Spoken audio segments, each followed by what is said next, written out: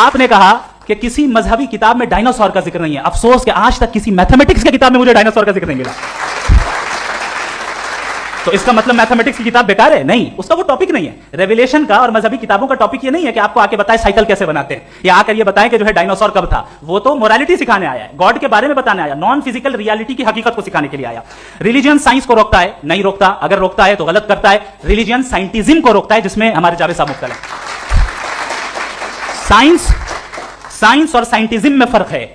Scientism यह है कि आप समझें कि साइंस और साइंटिफिक मेथोडोलॉजी ये नॉलेज को हासिल करने का वाहिद सोर्स ऑफ नॉलेज है। यह है साइंटिज्म। हम इसे रिजेक्ट करते हैं। हम साइंस को तो तरक्की करते हैं, भाई आप हमारी पूरी तारीख कर लें, पढ़ लें तो आपको पता चल जाएगा। बहरहाल ये अलग टॉपिक है। उसके बाद इन्होंने एक लफ्ज कहा, वेटिकन ने फतवा दिया। वेटिकन का फतवे से कोई ताल्लुक नहीं है, दोनों कॉन्ट्राडिक्टरी अल्फाज हैं। उसके बाद उन्होंने कहा कि भाई हमें नहीं मालूम।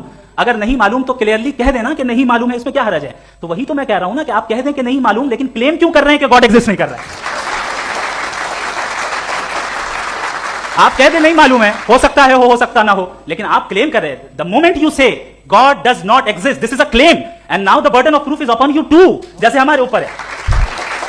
और क्यों है मैं बताता हूं, क्यों है ये भी मैं बताता हूं। फिलोसॉफिकली जो क्लेम होता है ना, सिर्फ ये नहीं होता कि इंसान कहे पॉजिटिव क्लेम करे और नेगेटिव क्लेम करे तो बर्डन ऑफ प्रूफ नहीं है। आप मिसाल के तौर पे मैं कहूं कि फुला उस कमरे में कोई नहीं है, मैंने एक नॉलेज का क्लेम किया है। उस कमरे में कोई नहीं है, मैंने एक नॉलेज का क्लेम किया। या तो मैं कहूं मुझे नहीं पता, हो भी सकता है नहीं भी हो सकता है, this is not a claim.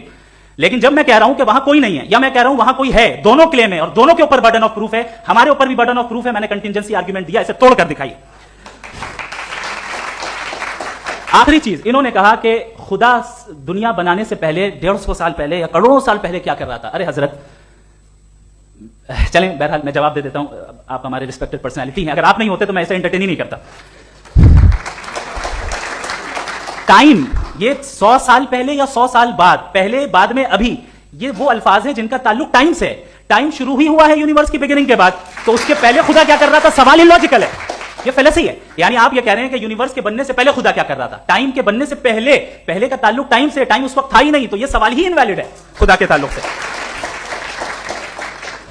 दूसरी चीज, आर्ग्यूमेंट ऑफ कंटिजेंसी जो मैंने आपके सामने पेश की है, आपने बार बार ये प्रूफ किया और ये कह रहे हैं कि गॉड ऑफ गैप्स। देखिए, पहले नहीं मालूम था, साइंस ने कर दिया। सिंपल की मिसाल से मैं समझा देता हूं। जिस गैप्स की आप बात कर रहे हैं ना, साइंस उन गैप्स को जिन चीज के जरिए भी प्रूव करेगा वो कॉन्टिजेंट ही होगा। अब चाहे वो फोर्स हो, मैटर हो या एनर्जी हो।